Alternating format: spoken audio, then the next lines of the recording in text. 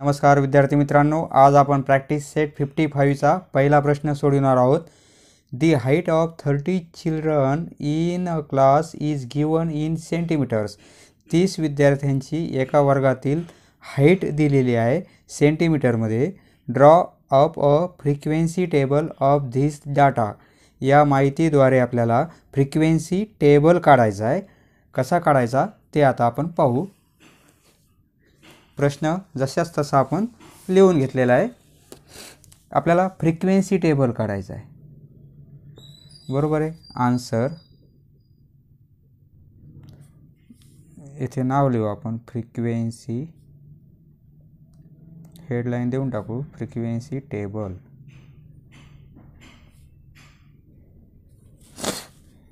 यामध्ये आपल्याला first row असा काढला आपण. फर्स्ट रो मध्ये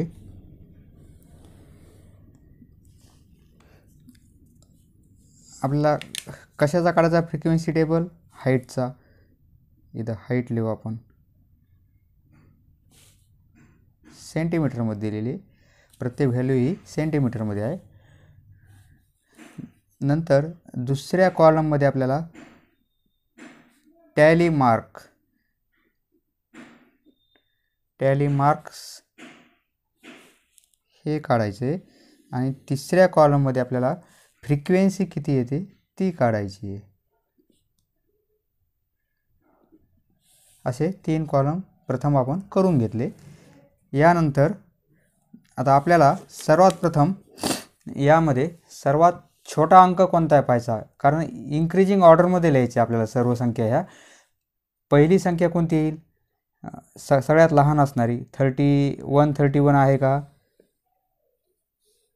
131 पेक्षा कोणती लहान संख्या आहे का? 129, 130 याच्यात नाही आहे. म्हणजे सर्वात कमी संख्या 131 आहे, ती लिहू आपण, बरोबर आहे.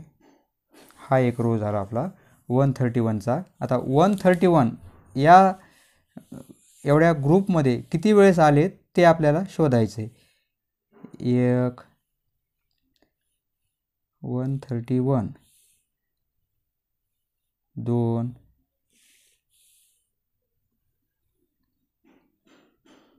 3 3 वेळेस.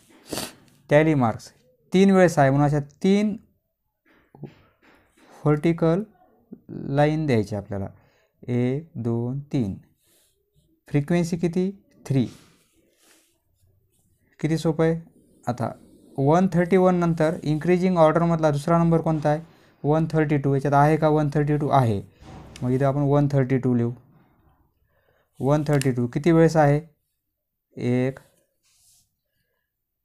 2 3. 132 3च वेळेस आहे. 1 2 3 व्हर्टिकल लाईन. फ्रिक्वेन्सी 3 म्हणजे 132 किती वेळेस आले? 3 वेळेस. आता यापेक्षा 133 आहे, नंतर 144, म्हणजे सिरियलनंच आलेल्या आहेत ह्या 140 पर्यंत. म्हणजे आपण असे इन्क्रीजिंग ऑर्डरमध्ये 134, 135, 136, 137, कारण हे सर्व अंक आहेत त्यावरच्या ग्रुपमध्ये. 138, 139 अँड 140 पण आहे.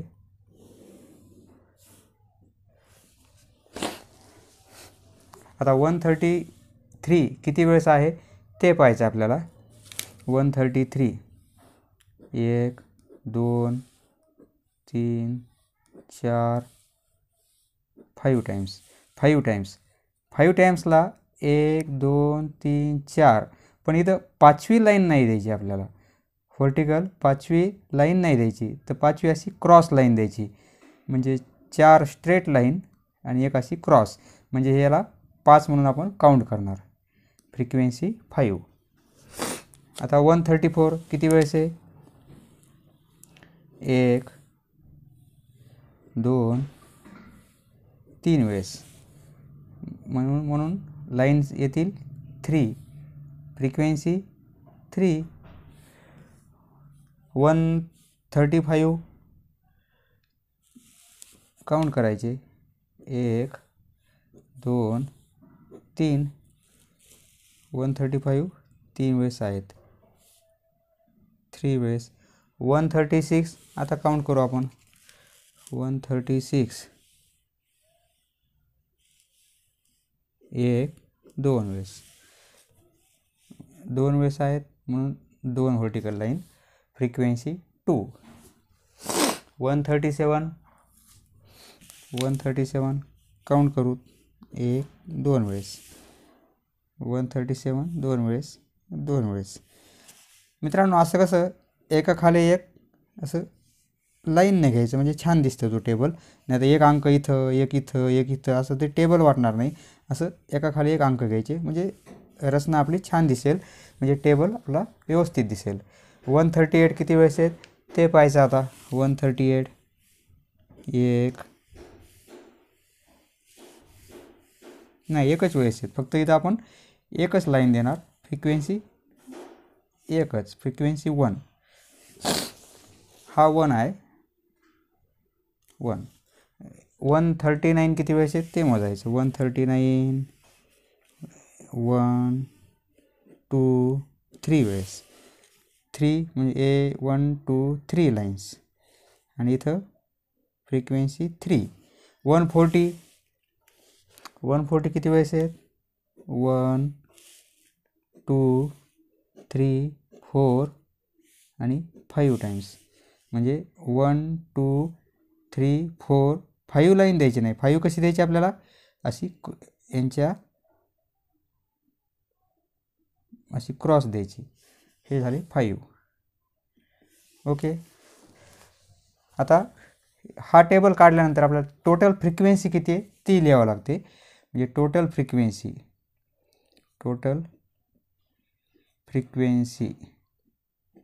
तर आपण कॅपिटल एन ने इंडिकेट करतो. टोटल फ्रिक्वेन्सी यांची व्हॅल्यू म्हणजे ही पूर्ण ॲडिशन घ्यायची आपल्याला. ही पूर्ण ॲडिशन घेतली आपण तर ही येईल आपली 30. जे आपल्या क्वेश्चनमध्ये विचारलेलं असते ना, 30 चिल्ड्रन, तीच आपली हे टोटल फ्रिक्वेन्सी येते. हे झालं आपलं टोटल फ्रिक्वेन्सी टेबल. हा वाटलंच आपण असं जोडून घेऊ शकतो इकडं. हे स्केल न करायचं, आपण इथं रब केलेलं असं. समजलं मित्रांनो? धन्यवाद. पुढचा व्हिडिओ पाहण्यासाठी चॅनल सबस्क्राईब करा आणि लाईक करा. धन्यवाद.